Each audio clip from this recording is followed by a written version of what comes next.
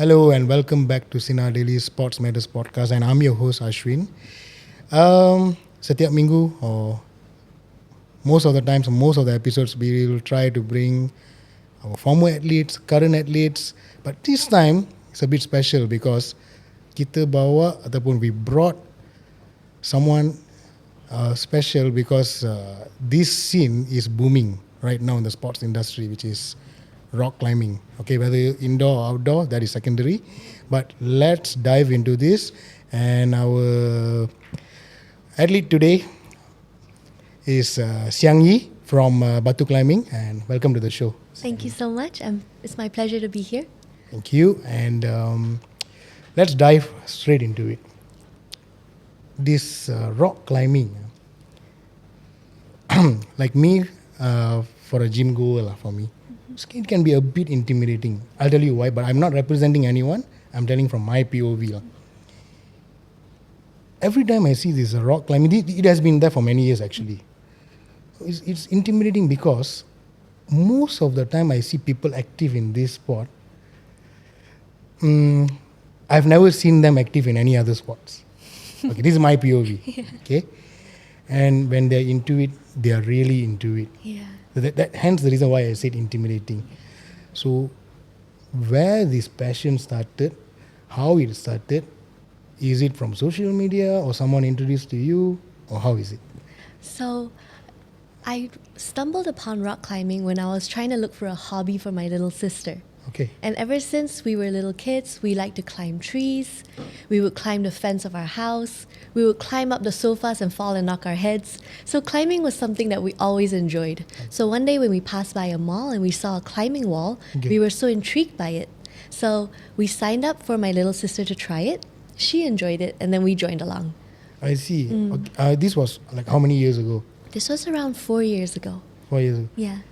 Let me ask a very, very Malaysian question. Yeah. Is it an expensive sport?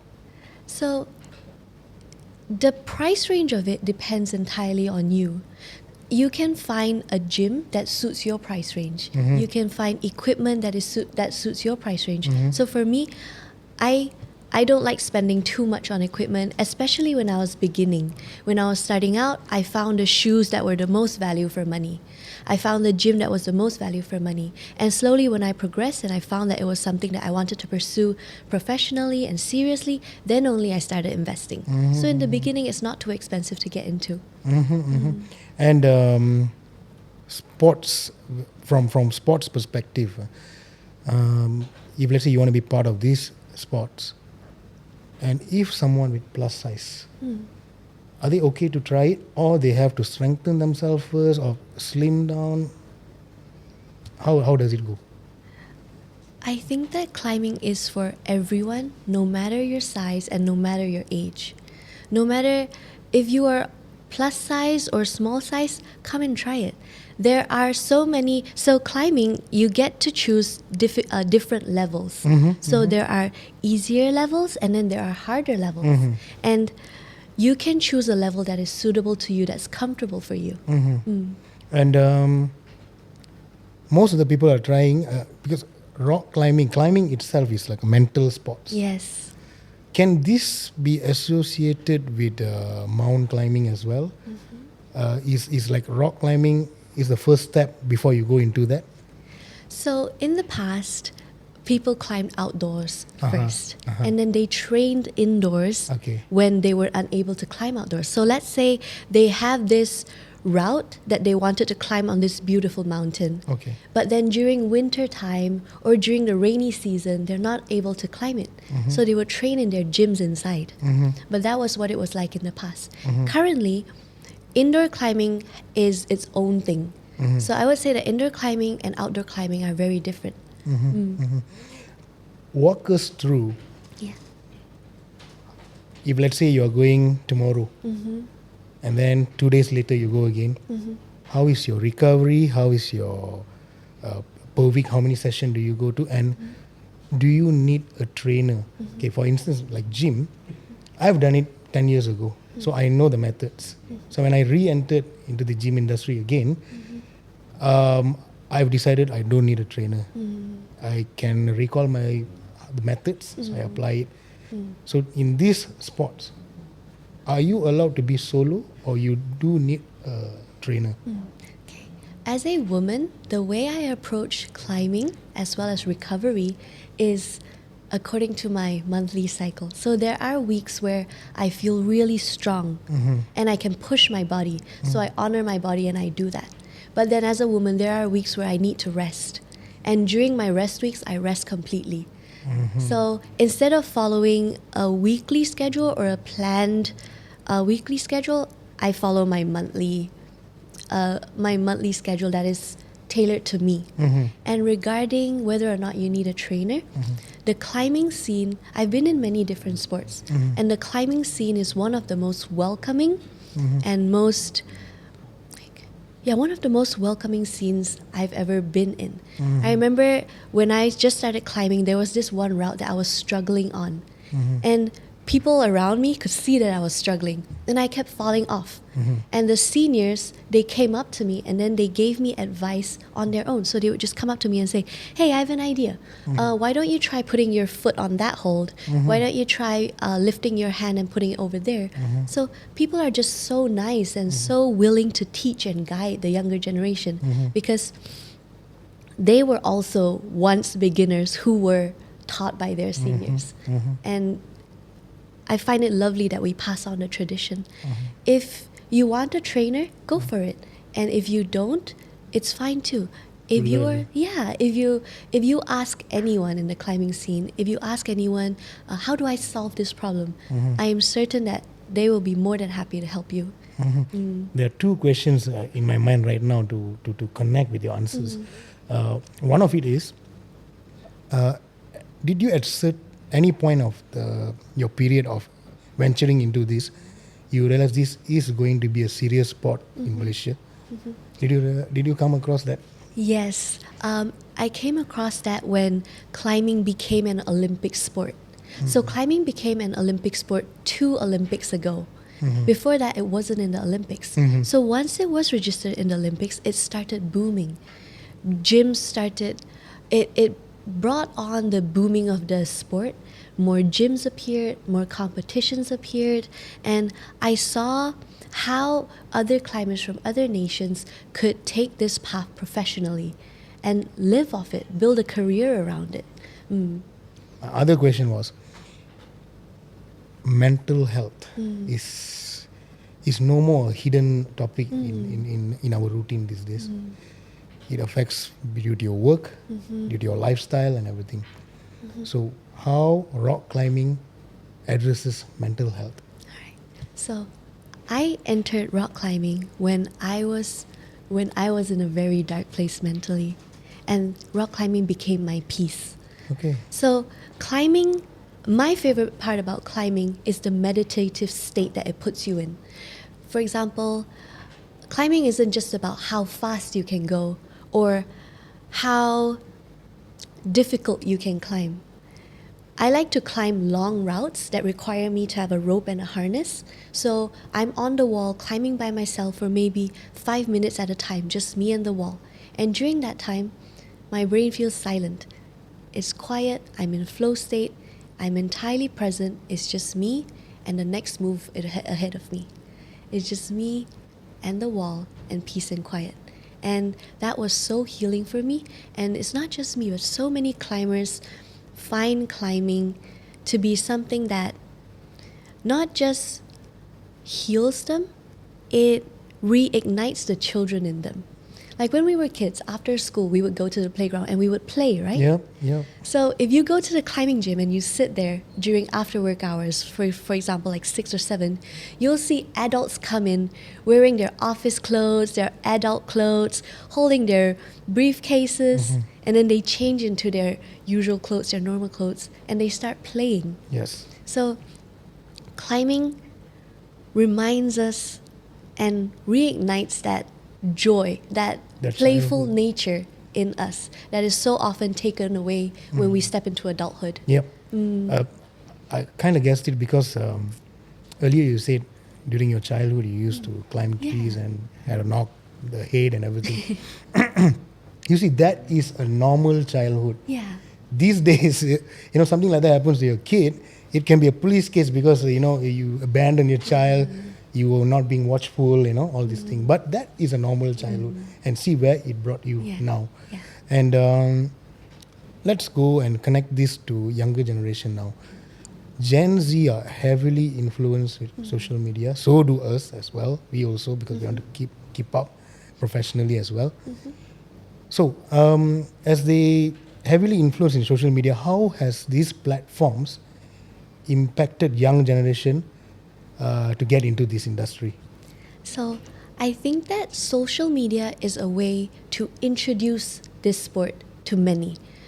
Like in the past, I didn't know what climbing was, and maybe a lot of young people these days don't know what it is. But then they see their friend post this story of them in this of them in this colorful place climbing these rocks, and then they get curious. They ask like, "Oh, what's this?" And then they get introduced into climbing, and it also allows us to network with all the climbers around the world, and we get to see what is humanly possible, what climbers did in the past. We get to build an online community. Yeah. For a young person listening to this right now, or someone who is interested in climbing, what's the first step that someone has to take? Okay. If I were you, I would go on my phone or my computer and I would Google search climbing gym near me. And then I would just see which one is the most convenient for me. I would go to the gym and ask for a day pass. So a day pass is just an entrance. So all you need for your first climbing session is a day pass and a pair of rental shoes. Okay. That's it. And Something then, like bowling as well, rental shoes, yeah. rental shoes and a day pass. And if you like it and you want to pursue it further, then you can take the further steps. Now, since you're very seasoned, how long does it take for your activity to start and end? If I'm training for a competition, I would usually do, including warm up and cooling down, my sessions would be around 3 to 4 hours if I'm preparing for a competition. But if it's recreational, the time would be similar, but it wouldn't be so much of constant climbing and training. It would be a lot of socializing. Because all my friends are in the gym, and people in the gym are so friendly. So you would stop and chit chat a bit, Yeah. and then climb something. That's that one world where you step into it and you don't talk about work. Yeah, Yeah. It's totally different topics. Yeah. yeah. Do you socialize up there? On the wall? Yeah. Okay, so let's say you and your friend are climbing side by side up at the top, and then you guys are resting at the same place. Yeah, you can totally chit chat, but chances are you will not talk about work. The focus. Yeah, chances are you'll be talking about the route. Earlier you mentioned about the meditating state. You have addressed it as well, but can you give or dive into more into that? The meditating state. So the meditative state that I was describing is called the flow state. I would equate it as to, do you run? Yep. Okay, so when you run and when you've been running for a while, how do you feel? Does it feel like you enter a runner's high? Yeah, it's a different phase, I would call it. Yeah. Where you're entirely present. You're Yeah. present in your body. You're present in the moment. Everything shuts down. Everything shuts down. You cannot hear these little noises in your head. It's just you and the moment. And it's just so beautiful. So that's what you were saying, Yeah, meditating. it helps you connect with yourself. 3 to 4 hours, whether leisure or you're preparing for a competition. How do you, as a professional, you're working in office, you're working in sites, construction, this and that, how to balance your time, your routine? I would say that you have to listen to your body. If you've had a tough day at work and you're tired and you don't feel like exerting too much force, but you still feel like showing up at the gym, then show up, chill with friends, climb some easy routes. If you've had a stressful day at work and you want to let off some steam and you want to exert your body, then show up and do what you want to do. So it's entirely personal. It's entirely up to you. And do you think all these years and Olympics now, do you think the government is actually looking into it, or you think they have yet to look into this industry? I think that the government does look into it. At the same time, I think that the government can look into it even more. Yeah. Why you say that? Because I look around and I see Malaysian talent all over. I see our Malaysian talent training hard daily. They're pushing themselves to the limit daily. And if they could have that extra bit of help, Support. they could bring the Malaysian flag. They already do, but they could bring the Malaysian flag to newer heights. The Malaysians here, if you go to the gyms and you look at our athletes, they are so diligent. They climb till their fingers bleed, literally bleed. They push through injuries. They push through exhaustion because of how much passion they have in this sport and how much they want to progress in this sport. And they deserve that help. They deserve that help to make Malaysia proud. And moving on, recognition as well. Maybe you can tell the audience, those who are watching, what are your achievements through this sporting industry? So, I'm just I'm not anything special or not like, I'm just a very normal climber. I have won a few competitions, but it's nothing to boast about. They're just extra bits of joy of part of the journey. Understood. Yeah. And with these sports and making into the Olympics and everything, do we see potential athletes representing in our country getting enough support from a sporting body like KBS, Youth and Sports Ministry? I think that they need more support. More support. Not just in climbing, but in their recovery. Recovery, yes. Yeah. Okay, how does recovery works here in So, with climbing, it is a full body sport, and also injuries happen all the time. For example, injuries? we get a lot of finger injuries, where we get so there are tendons over here, and our tendons, they either tear or they snap. We also get a lot of shoulder injuries, wrist injuries. When we fall wrong, we get our neck, our back injuries, or our legs. So climbing can be a sport that you may get injured in. Yeah. And if we and sporting bodies can support through these challenges, I think it will be even better. Right? Yes. Because in the end, when we do compete, we are wearing the Malaysia flag proudly, and we want to stand on the podium and hear Negaraku being played. No. That's true. And this is also another Malaysian question also. For those with fear of heights, is this a suitable sport for them? And has, there have been any case studies where, thanks to these sports, I'm not scared of height anymore. Has there been any case studies? So there is. Okay. Yeah, and that person is me. Okay, all right. Yeah. So I firmly believe that the only way out of fear is through it. I remember the first time I tried climbing a very, very high wall. It was so there are in a indoor climbing gym, you usually see 4 kinds. First is boulders. So boulders is around that height. Okay. So maybe 3 meters, 4 meters. Okay, so those we don't have a rope attached to us. You climb to the top, and then you climb down a little, and then you jump off. And then there is auto wall. It works like this automated system. Like, when you have a like your name tag, and then there's this little round thing that you can pull out, tap your card, and then it will automatically retract. So that's how the auto wall works.